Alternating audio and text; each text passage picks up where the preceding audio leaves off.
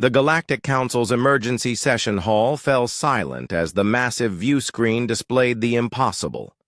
Admiral Kethvar's 4 eyes blinked in succession, his scaled hands trembling as he adjusted the scanner readings for the 3rd time. "Confirmed signatures," whispered Tech Prime Yilix, her crystalline voice crackling with disbelief. "It's definitely human origin." 300 years. That's how long it had been since the last human vessel had vanished from known space. The extinction of humanity had been officially recorded after their homeworld, Earth, had gone dark following a catastrophic stellar event. The galaxy had mourned briefly. Humans had been an oddly endearing species, primitive but tenacious, before moving on.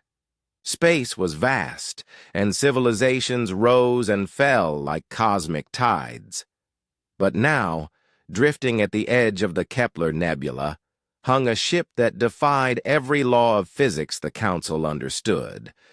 Commander Zephyra of the Altarian Deep Space Patrol had been the first to encounter it.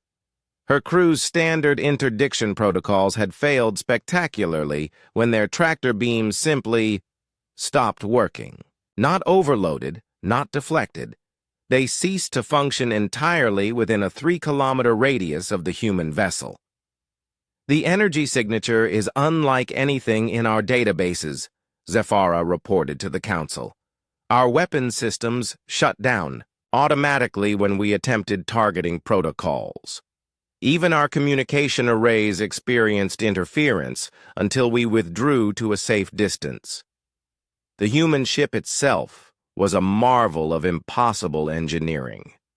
Where Council vessels were sleek, utilitarian constructs of metal and energy, this craft appeared to be grown rather than built. Its hull seemed to shift and flow like liquid mercury, yet scanner data showed it was harder than any known alloy.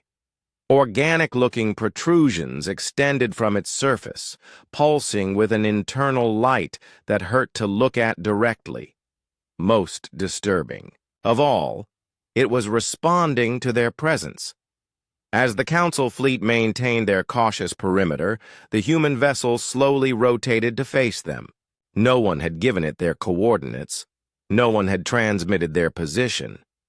Yet it tracked their movements with unnerving precision, as if it could sense their thoughts. "Attempting communication protocols," announced Fleet Coordinator Brixton, his reptilian features tight with concentration. "Broadcasting on all frequencies in Standard Galactic." The response came not through their communication systems, but directly into their minds. "We greet you, children of the stars." Panic rippled through the fleet. Telepathic communication was a rare gift among a few species, but this was something else entirely, a direct neural interface that bypassed all known biological limitations. "We are the harmony. We were once as you remember us, scattered, divided, bound by flesh and metal. We have evolved." Admiral Kethvar found his voice first. "Identify yourselves. What happened to humanity? Where have you been?" The presence in their minds seemed to smile, a sensation both comforting and terrifying.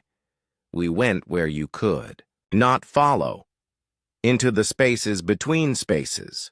We learned to think as one while remaining many. We discovered that consciousness, not matter, is the true building block of reality." Through the view screen, they watched as the human vessel began to unfold. What they had mistaken for a single ship revealed itself to be thousands of smaller craft, moving in perfect synchronization like a school of luminous fish. Each vessel was unique, yet part of a greater whole. "You wonder about our technology," the voice continued. "You see impossibility where we see inevitability. Your science seeks to control the universe through force. We learned to cooperate with it instead. Commander Zafara's tactical officer, a young Rigelian named Styx, nervously checked his instruments. "Sir, they're not using any energy source we can detect.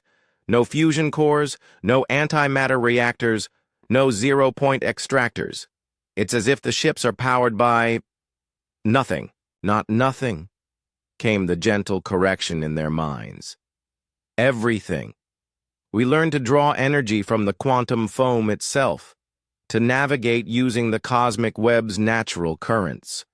Your ships fight against space-time. Ours dance with it. The demonstration that followed would be discussed in xenology textbooks for millennia to come. The human vessels began to phase in and out of visible reality, appearing simultaneously in multiple locations. They moved without acceleration, stopping and starting, instantaneously in ways that should have reduced any biological crew to paste. "We transcended the limitations you still struggle with," the Harmony explained. "Individual versus collective, organic versus artificial, matter versus energy. These are false divisions. We became the synthesis." Admiral Kethvar's throat sacs inflated with nervous energy. "What do you want from us? Why reveal yourselves now?" "We felt the galaxy's pain," came the reply. And suddenly the assembled fleet could sense it too. A vast network of suffering and conflict spanning thousands of worlds. Wars, famines, the endless cycle of civilizations rising and falling in isolation. We withdrew to learn and grow. Now we return to share what we discovered. The universe is not a battleground to be conquered, but a symphony to be joined. The human vessels began to move away, their formation shifting into a pattern that seemed to bend space itself around them. "We leave gifts," the Harmony said, as reality twisted. "Technologies your scientists will need centuries to understand fully. Use them wisely. Learn to cooperate rather than dominate. When you are ready, we will return." In the space where the human fleet had been, floating beacons appeared, each one humming with impossible energies and containing knowledge that would revolutionize galactic civilization.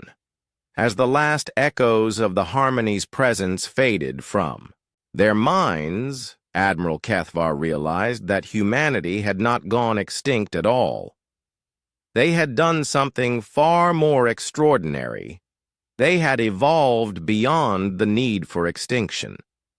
The age of true galactic unity was about to begin, guided by a species that had learned the universe's greatest secret, that consciousness, compassion, and cooperation were forces more powerful than any technology.